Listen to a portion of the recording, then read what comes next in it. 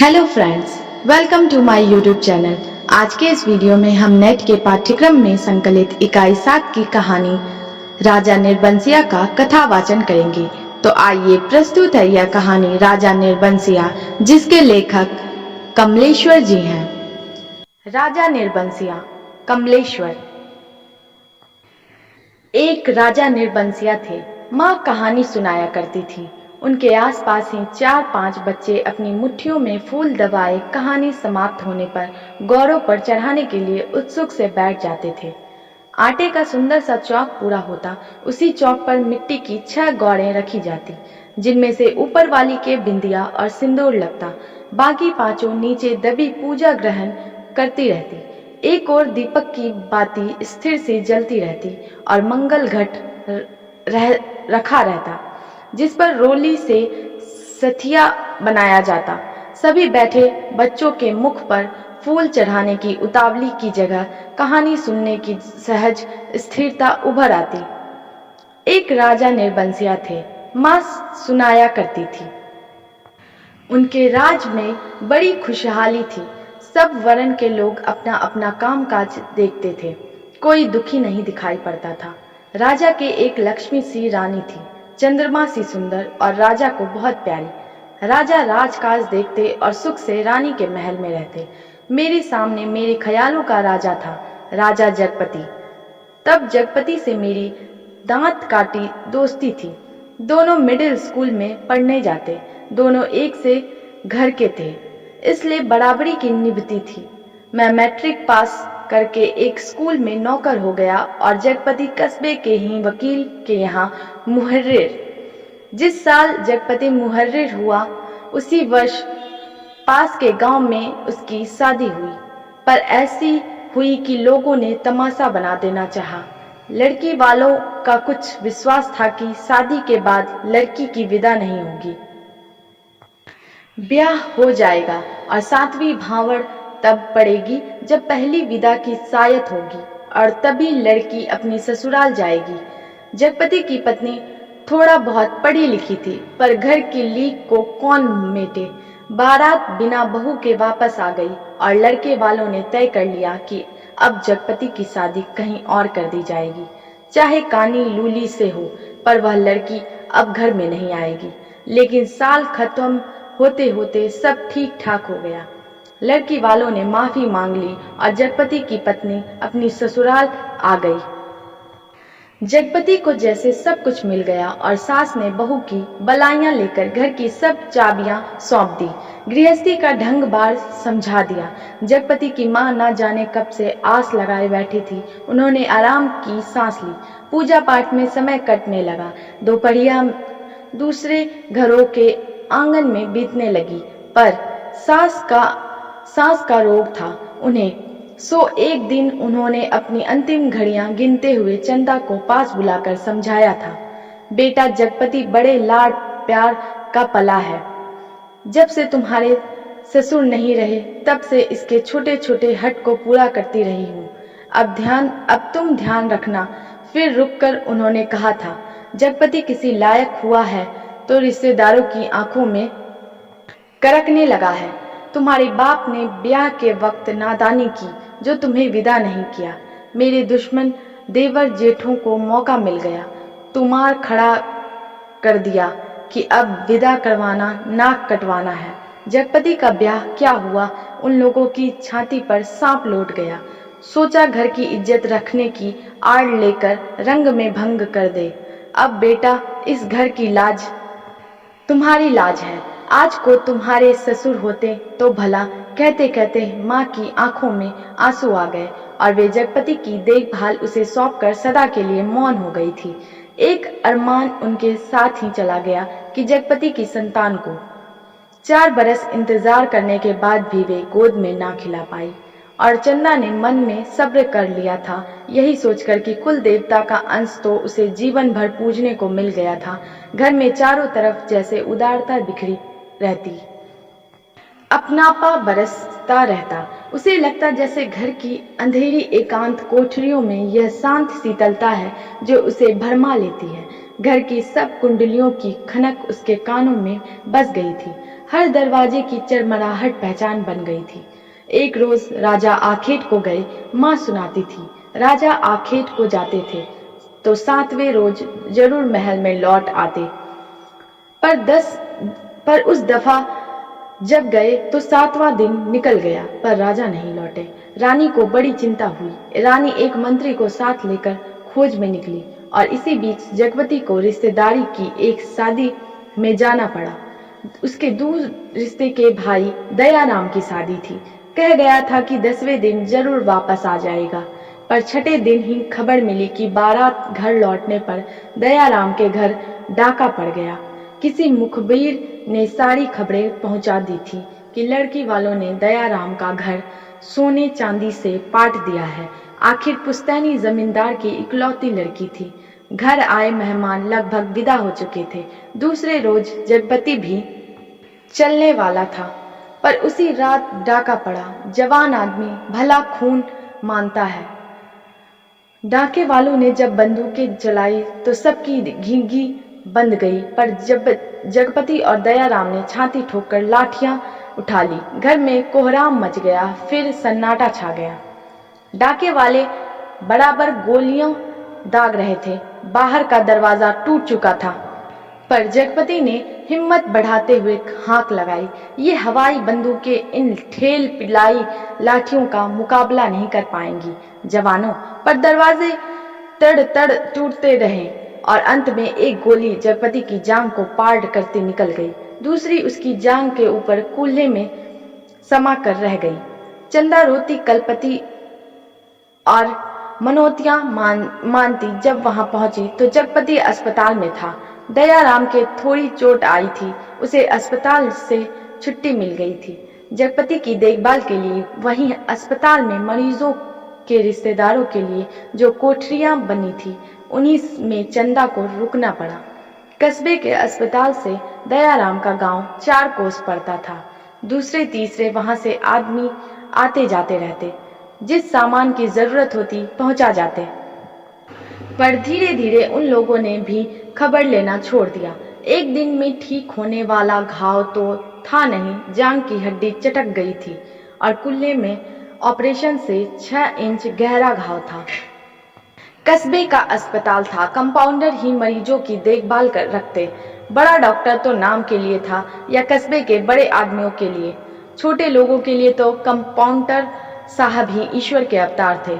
मरीजों की देखभाल करने वाले रिश्तेदारों की खाने पीने की मुश्किलों से लेकर मरीज की नब्ज तक संभालते थे। छोटी सी इमारत में अस्पताल आबाद था। रोगियों को सिर्फ 6-7 खाटें थी। मरीजों के कमरे से लगा दवा बनाने का कमरा था, उसी में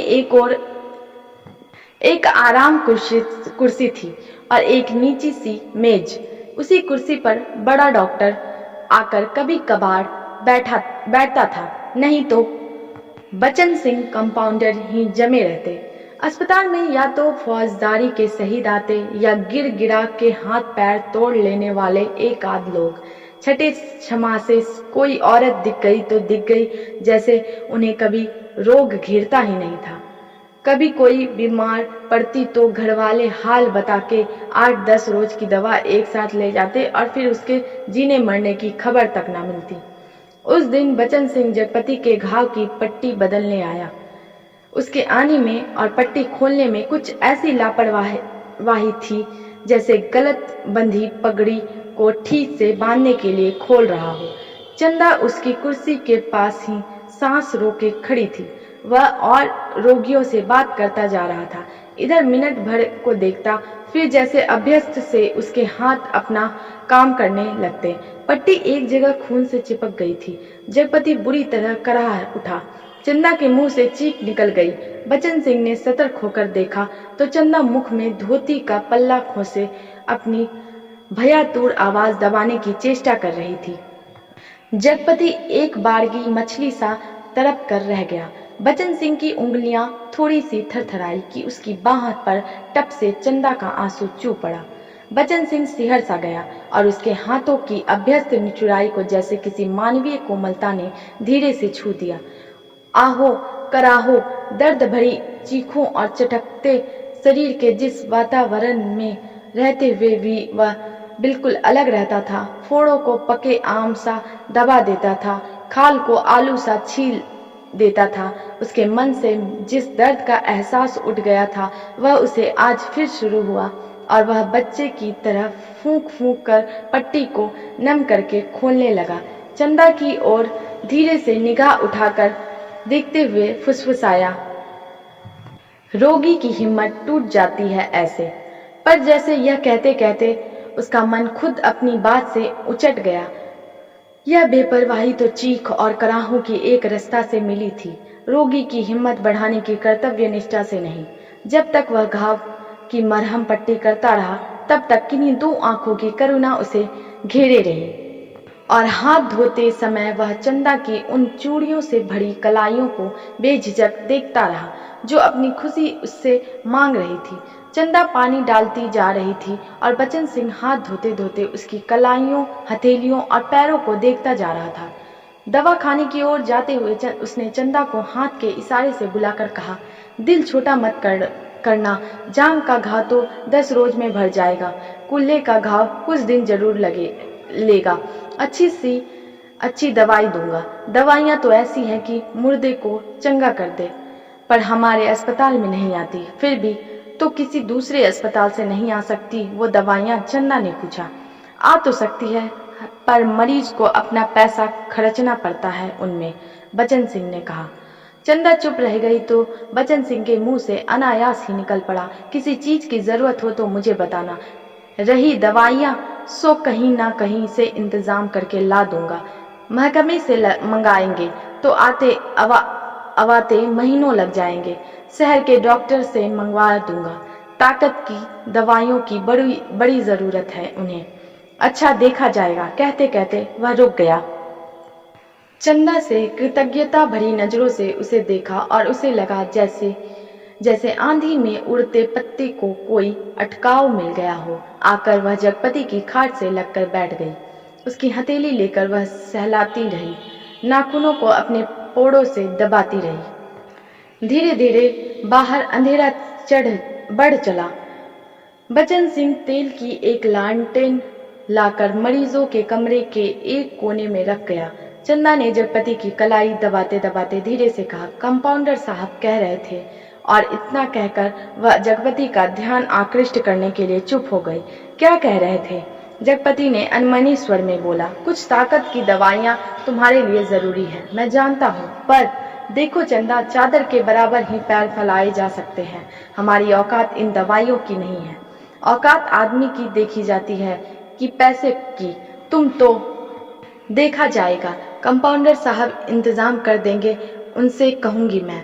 नहीं चंदा, उधार खाते से मेरा इलाज नहीं होगा, चाहे 1 के 4 दिन लग जाएं। इसमें तो तुम नहीं जानती, कर्ज कोड़ का रोग होता है, एक बार लगने से तन तो गलता ही है, मन भी रोगी हो जाता है।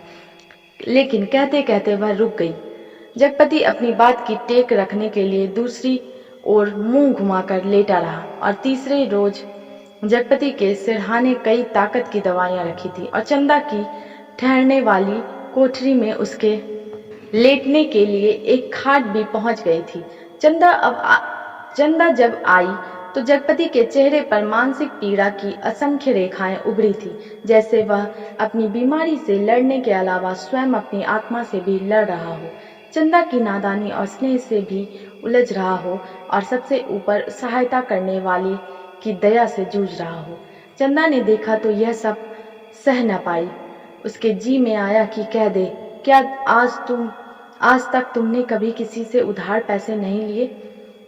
पर वह तो खुद तुमने लिए थे और तुम्हें मेरे सामने स्वीकार नहीं करना पड़ा था, इसलिए लेते झिझक नहीं लगी। पर आज मेरे सामने उसे स्वीकार करते तुम्हारा झूठा पौरुष तिलमिलाकर जाग पड़ा है। पर जगपति के मुख पर बिखरी हुई पीड़ा में जिस आदर्श की गहराई थी वह चंदा के मन में चोट की तरह घुस गई और बड़ी स्वाभाविकता से उसने माथे पर हाथ फेरते हुए कहा, ये दवाइयां किसी की मेहरबानी नहीं है, मैंने हाथ का कड़ा बेचने को दे दिया था, उसी में आई है, मुझसे पूछा तक नहीं। और जगपति ने कहा, और जैसे खुद मन की कमजोरी को दबा गया। कड़ा बेचने से तो अच्छा था कि बचन सिंह की दया ही ओढ़ ली जाती, और उसे हल्का सा पछतावा भी था कि नाहक वह राव में बड़ी बड़ी बातें कह जाता है, ज्ञानियों की तरह सीख दे देता है। और जब चंदा अंधेरा होते उठकर अपनी कोठरी में सोने के लिए जाने को हुई, तो कहते कहते यह बात दबा गई कि बचन सिंह ने उसके लिए एक खाट का इंतजाम भी कर दिया है। कमरे से निकली तो सीधी कोठरी में गई और हाथ का कड़ा लेकर सीधे दवा खाने की ओर चली गई, जहां बचन सिंह अकेला डॉक्टर की कुर्सी पर आराम से टांगे फैलाए लैंप की पीली रोशनी में लेटा था। जगपति का व्यवहार चंदा को लग गया था, और यह भी कि वह क्यों बचन सिंह का एहसान अभी से लाद ले। पति के लिए जेवर की कितनी औकात है। वह बेधड़क सी दवा खाने में घुस गई। दिन की पहचान के कारण उसे कमरे की मेज कुर्सी और दवाओं की अलमारी की स्थिति का अनुमान था। वैसे कमरा अंधेरा ही पड़ा था, क्योंकि लैंप की रोशनी केवल अपने वृत्त में अधिक प्रकाशवान होकर कोनों के अंधेरे को और भी घनीभूत कर रही थी। बचन सिंह ने चंदा को घुसते ही पहचान लिया। वह उठकर खड़ा हो गया। चंदा ने भीतर कदम तो रख दिया, पर सहसा सहम गई, जैसे वह किसी अंधेरे कुएं में अपने आप कूद पड़ी हो। ऐसा कुआं जो निरंतर पतला होता गया है, और जिसमें पानी की गहराई पाताल की परतों तक चली गई हो, जिसमें पड़कर वह नीचे धंसती चली जा रही हो। नीचे अंधेरा, एकांत, घुटन, पाप। बचन सिंह अवाक ताकता रह गया, और चंदा ऐसे वापस लौट पड़ी जैसे किसी काले पिशाच के पंजों से मुक्ति मिली है। बचन सिंह के सामने क्षण भर में सारी परिस्थिति कौंध गई, और उसने वहीं से बहुत संयत आवाज में जबान को दबाते हुए जैसे वायु में स्पष्ट ध्वनित कर दिया, चंदा। वह आवाज इतनी बेआवाज थी और निरर्थक होते हुए भी इतनी सार्थक थी कि उस खामोशी में अर्थ भर गया। चंदा रुक गई। बचन सिंह उसके पास जाकर रुक गया। सामने का घना पेड़ स्तब्ध खड़ा था। उसकी काली परछाई की परिधि जैसे एक बार फैलकर उन्हें अपने वृत्त में समेट लेती हो और दूसरे ही क्षण मुक्त कर लेती। दवाखाने का लैंप सहसा भभक कर रुक गया, और मरीजों के कमरे से एक करहा की आवाज दूर मैदान के छौ तक जाकर डूब गई। चंदा ने वैसे ही नीचे ताकते हुए अपने को संयत करते हुए कहा, यह कड़ा तुम्हें देने आई थी तो वापस क्यों चली जा रही थी?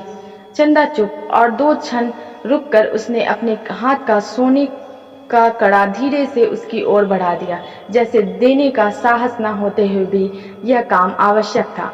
बचन सिंह ने उसकी सारी काया को एक बार देखते हुए अपनी आंखें उसके सिर पर जमा दी। उसके ऊपर पड़े कपड़े के पाड़ नरम चिकनाई से भरे लंबे लंबे बाल थे, जिनकी भाप सी महक फैलती जा रही थी। वह धीरे धीरे से बोला, लाओ। चंदा ने कड़ा उसकी ओर बढ़ा दिया। कड़ा हाथ में लेकर वह बोला, सुनो। चंदा ने प्रश्न भरी नजरें उसकी ओर उठा दी। उनमें झांकते हुए अपने हाथ से उसकी कलाई पकड़ते हुए उसने वह कड़ा उसकी कलाई में पहना दिया। चंदा चुपचाप कोठरी की ओर चल दी, और बचन सिंह दवाखाने की ओर। कालिक बुरी तरह बढ़ गई थी, और सामने खड़े पेड़ की काली परछाई गहरी पड़ गई थी। दोनों लौट गए थे, पर जैसे उस कालिक में कुछ रह गया था, छूट गया था। दवाखाने का लैंप जो जलते जलते एक बार भभका था, उसमें तेल न रह जाने के कारण बत्ती की लौ बीच से फट गई थी। उसके ऊपर धुएं की लकीरें बल खाती सांप की तरह अंधेरे में विलीन हो जाती थी। सुबह जब चंदा जगपति के पास पहुंची और बिस्तर ठीक करने लगी, तो जगपति को लगा कि चंदा बहुत उदास थी। क्षण क्षण में चंदा के मुख पर अनगिनत भाव आ जा रहे थे, जिनमें असमंजस था, पीड़ा थी, निरीहता थी, कोई अदृश्य पाप कर चुकने के बाद हृदय की गहराई से किए गए पश्चाताप जैसी धूमिल चमक। रानी मंत्री के साथ जब निराश होकर लौटी, तो देखा राजा महल में उपस्थित थे। उनकी खुशी का ठिकाना न रहा। माँ सुनाया करती थी, पर राजा को रानी का इस तरह मंत्री के साथ जाना अच्छा नहीं लगा। रानी ने राजा को समझाया कि वह तो केवल राजा के प्रति अटूट प्रेम के कारण अपने को ना रोक सकी। राजा रानी एक दूसरे को बहुत चाहते थे। दोनों के दिलों में एक बात सूल सी गड़ती रहती कि उनके कोई संतान न थी। राजवंश का दीपक बुझने जा रहा था। संतान के अभाव में उनका लोक परलोक बिगड़ा जा रहा था और कुल की मर्यादा नष्ट होने की शंका बढ़ती जा रही थी। दूसरे दिन बचन सिंह ने मरीजों की मरहम पट्टी करते वक्त बताया था कि उसका तबादला मैनपुरी के सदर अस्पताल में हो गया है और वह परसों यहाँ से चला जाएगा। जगपति ने सुना तो उसे भला ही लगा। आए दिन रोग घेरे रहते हैं। बचन सिंह उसके शहर के अस्पताल में पहुंचा जा रहा है तो कुछ मदद मिलती ही रहेगी। आखिर वह ठीक तो होगा ही, और फिर मैनपुरी के सिवा कहाँ जाएगा। पर दूसरे ही क्षण उसका दिल अखत भारीपन से भर गया। पता नहीं क्यों चंदा के अस्तित्व का ध्यान आते ही उसे इस सूचना में कुछ ऐसे नुकीले कांटे दिखाई देने लगे जो उसके शरीर में किसी भी समय चुभ सकते थे, जरा सा बेखबर होने पर बिंध सकते थे। और तब उसके सामने आदमी के अधिकार की लक्ष्मण रेखाएं धुएं की लकीर की तरह कांपकर मिटने लगी और मन में छुपे संदेह के राक्षस बाना बदल योगी के रूप में घूमने लगे। और 15-20 रोज बाद जब जगपति की हालत सुधर गई तो चंदा उसे लेकर घर लौट आई। जगपति चलने फिरने लायक हो गया था। घर का ताला जब खोला तब रात झुक आई थी और फिर उनकी गली में तो शाम से ही अंधेरा झड़ना शुरू हो जाता था। पर गली में आते ही उन्हें लगा जैसे कि वनवास काटकर राजधानी लौटे हों। नुक्कड़ पर ही जमुना सुनार की कोठरी में सुरही फींक रही थी, जिसके दराजदार दरवाजों से लालटेन की रोशनी की लकीर झांक रही थी और कच्ची तंबाकू का धुआं रूंधी गली के मुहाने पर बुरी तरह भर गया था। सामने ही मुंशी जी अपनी जिंगला खटिया के गड्ढे में कुप्पी के मध्यम प्रकाश में खसरा खतौनी बिछाए मिजान लगाने में मशगूल थे। जब जगपति के घर का दरवाजा खड़का तो अंधेरे में उसकी चाची ने अपने जंगले से देखा और वहीं से बैठे बैठे अपने घर के भीतर ऐलान कर दिया, राजा निर्बंसिया अस्पताल से लौट आए, कुलमा भी आई है। शब्द सुनकर घर के अंधेरे बराठों में घुसते ही जगपति हाँफ कर बैठ गया। झुंझलाकर चंदा से बोला, अंधेरे में क्या मेरे हाथ पैर तुड़वाओगी? भीतर जाकर लालटेन जला लाओ ना। तेल नहीं होगा इस वक्त, जरा ऐसे ही काम। तुम्हारे कभी कुछ नहीं होगा, न तेल ना। कहते कहते जगपति एकदम चुप रह गया और चंदा को लगा कि आज पहली बार जगपति ने उसके व्यर्थ मातृत्व पर इतनी गहरी चोट कर दी, जिसकी गहराई की उसने कभी कल्पना नहीं की थी। दोनों खामोश बिना एक बात किए अंदर चले गए। रात के बढ़ते सन्नाटे में दोनों के सामने दो बातें थी।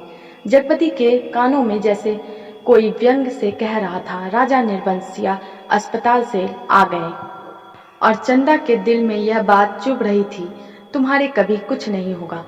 और सिसकती चंदा न जाने कब सो गई, पर जगपति की आंखों में नींद न आई। खाट पर पड़े पड़े उसके चारों ओर एक मोहक भयावना सा जाल फैल गया। लेटे लेटे उसे लगा जैसे उसका स्वयं का आकार बहुत क्षीण होता होता बिंदु सा रह गया, पर बिंदु के हाथ थे, पैर थे और दिल की धड़कन थी।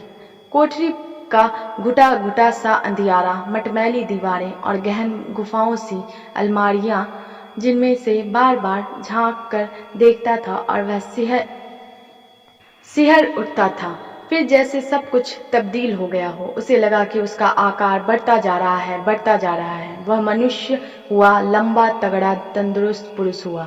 उसकी सिराओं में कुछ फूट पड़ने के लिए व्याकुलता से खौल उठा। उसके हाथ शरीर के अनुपात से बहुत बड़े डरावने और भयानक हो गए। उनके लंबे लंबे नाखून निकल आए। वह राक्षस हुआ, दैत्य हुआ, आदिम बर्बर, और बड़ी तेज से तेजी तेजी से सारा कमरा एक बारगी चक्कर काट गया।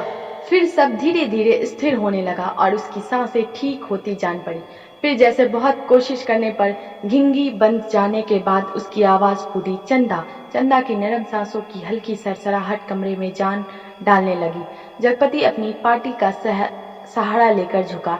कांपते पैर उसने जमीन पर रखे और चंदा की खाट के पाए से सिर टिकाकर बैठ गया। उसे लगा जैसे चंदा की इन सांसों की आवाज में जीवन का संगीत गूंज रहा है। वह उठा और चंदा के मुख पर झुक गया। उस अंधेरे में आंखें गड़ाए गड़ाए जैसे बहुत देर बाद स्वयं चंदा के मुख पर आभा फूट कर अपने आप बिखरने लगी। उसके नक्श उज्जवल हो उठे और जगपति की आंखों को ज्योति मिल गई। वह मुग्ध सा ताकता रहा। चंदा के बिखरे बाल, जिनमें हाल के जन्मे बच्चे के गबुआरे बालों की सी महक, दूध की कच्चा इंद, शरीर के रस की सी मिठास और स्नेह सी चिकनाहट, और वह माथा जिस पर बालों के पास तमाम छोटे छोटे नरम से रोए रेशम से, और उस पर कभी लगाई गई सेंदूर की बिंदी का हल्का मीठा हुआ सा आभास, नन्हे नन्हे निर्द्वंद सोए पलक और उनकी मासूम सी कांटों की तरह बड़ौनियां और सांस में घुलकर आती हुई वह आत्मा के निष्कपट आवाज की लय, फूल की पंखुड़ी से पतले पतले होंठ, उन पर पड़ी अछूती रेखाएं जिनमें सिर्फ दूध सी महक। उसकी आंखों के सामने ममता सी छा गई, केवल ममता, और उसके मुख से अस्फुट शब्द निकल गया, बच्ची। डरते डरते उसके बालों की एक लट को बड़े जतन से उसने हथेली पर रखा और उंगली से उस पर जैसे लकीरें खींचने लगा। उसे लगा जैसे कोई शिशु उसके अंक में आने के लिए छटपटाकर निराश होकर सो गया हो। उसने दोनों हथेलियों को पसारकर उसके सिर को अपनी सीमा में भर लेना चाहा कि कोई कठोर चीज उसकी उंगलियों से टकराई। वह जैसे होश में आया। बड़े सहारे से उसने चंदा के सिर के नीचे टटोला। एक रुमाल में बंधा कुछ उसके हाथ में आ गया। अपने को संयत करता वह वहीं जमीन पर बैठ गया। उसी अंधेरे में उस रुमाल को खोला तो जैसे सांप सूंघ गया। चंदा के हाथों के दोनों सोने के कड़े उसमें लिपटे थे, और तब उसके सामने सब सृष्टि धीरे धीरे टुकड़े टुकड़े होकर बिखरने लगी। ये कड़े तो चंदा बेचकर इसका इलाज कर रही थी। वे सब दवाइयाँ और ताकत के टॉनिक। उसने तो कहा था, ये दवाइयाँ किसी की मेहरबानी नहीं है, मैंने हाथ के कड़े बेचने को दे दिए थे। पर उसका गला बुरी तरह सूख गया, जबान जैसे तालू से चिपक कर रह गई।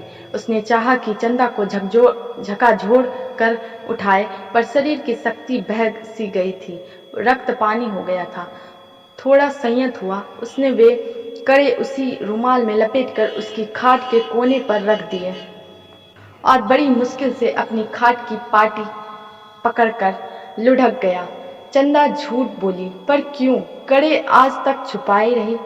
उसने इतना बड़ा दुड़ाव क्यों किया? आखिर क्यों? किस लिए?